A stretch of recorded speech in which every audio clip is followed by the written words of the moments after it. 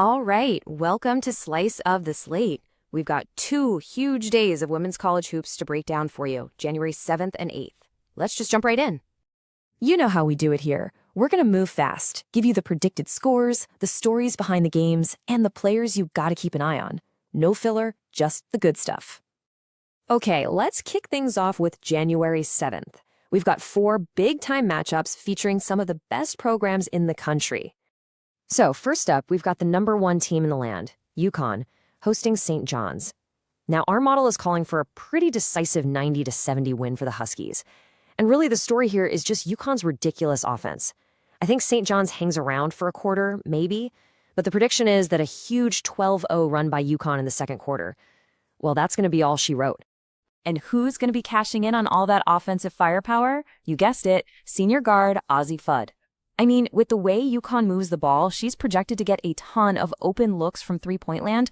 We're talking about 22 points. She is absolutely the engine that makes this whole thing go. All right, next up, #11, Iowa State is on the road against Cincinnati, and this is a total clash of styles. The model likes Iowa State here, 77-65, and it really just boils down to one thing, their massive advantage inside. Cincinnati is they're going to get bullied in the paint. They don't have the size to hang. And the one doing all that bullying? Audie Crooks. Get ready for a monster stat line from her. 32 points and 14 boards. That's the projection. She's going to be an absolute wrecking ball down low, just cleaning up the offensive glass and feasting on those second-chance opportunities.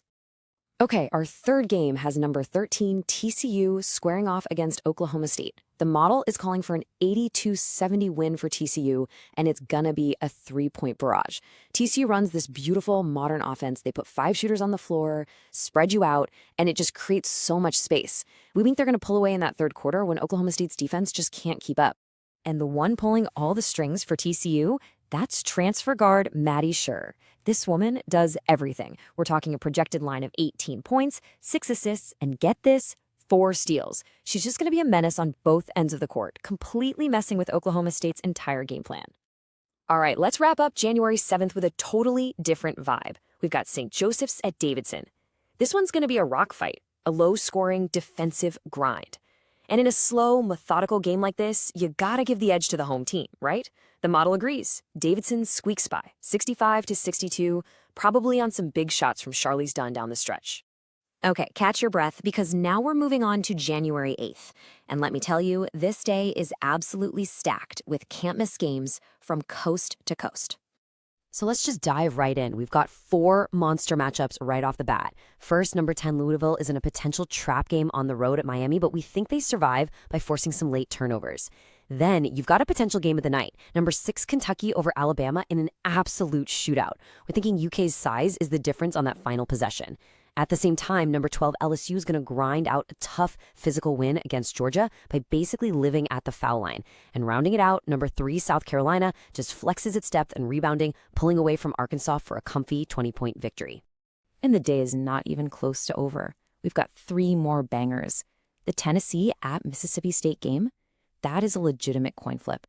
I mean, the win probability is almost exactly 50-50. Expect that to come down to the very last shot. Then you've got this awesome clash of styles. #5 Oklahoma's offense versus #18 Ole Miss's defense. The model thinks OU's fast pace wins out. And finally, #16 Baylor goes on the road and gets a solid win over Colorado, probably by turning defense into easy offense. And we love the chaos, so let's look at the SWAC. We've got 2 games that are just going to be pure, unadulterated chaos. Both are predicted to be these gritty, defensive slugfests decided by a single point. Southern is expected to steal a win at the buzzer on the road.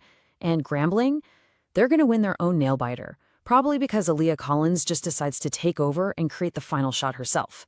Seriously, flip a coin for both of these. Phew! Okay, so that's a lot of individual games, but what does it all mean? Let's zoom out and look at the big picture. With all this talent everywhere, who is really built to survive and advance in March? So let's take a look at the championship picture. We ran 10,000 simulations of the season, and here's what the numbers are telling us about the top contenders. And right away, one number just jumps off the page. UConn is all by itself at the top, with almost a 48% chance to win the whole thing. But, and this is a huge but, look at that strength of schedule column. The Huskies have a pretty smooth ride ahead. Meanwhile, you see all those SEC teams on the list. They have to go through an absolute meat grinder. And that context, it changes the entire conversation. So let's break this down. What are the stories behind these numbers for our top 10 contenders? First things first, we have to talk about that number, 47.8%. That's almost a 50-50 shot for one team, UConn, to win it all. That is it's a wild number to see. So why? How are they such massive favorites? Well, it's two things. First, yeah, the roster is stacked with veteran talent. We all know that. But the second part is maybe even more important. It's the huge structural advantage they get from playing in the Big East.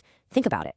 While all the other contenders in the SEC and the Big Ten are just beating the tar out of each other every week, UConn gets to cruise.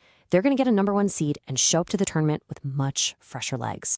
Now look at the rest of the field. It is completely dominated by one conference, the SEC. You've got count 'em, five SEC teams splitting about 38% of the remaining probability. Every single one of them is a real threat to win it all. The only problem?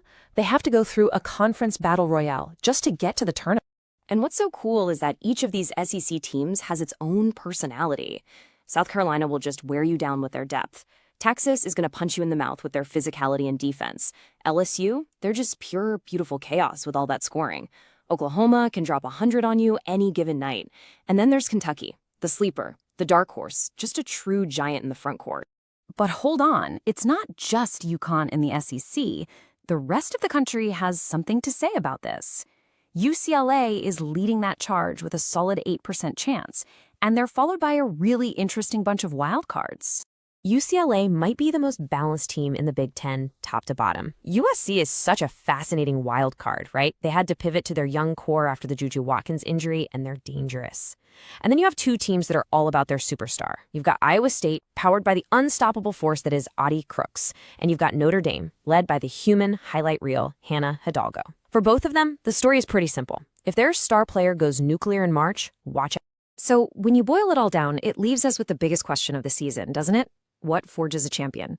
Is it the smoother path, the one that lets UConn show up to the Final Four with fresh legs, ready to dominate? Or is it the gauntlet?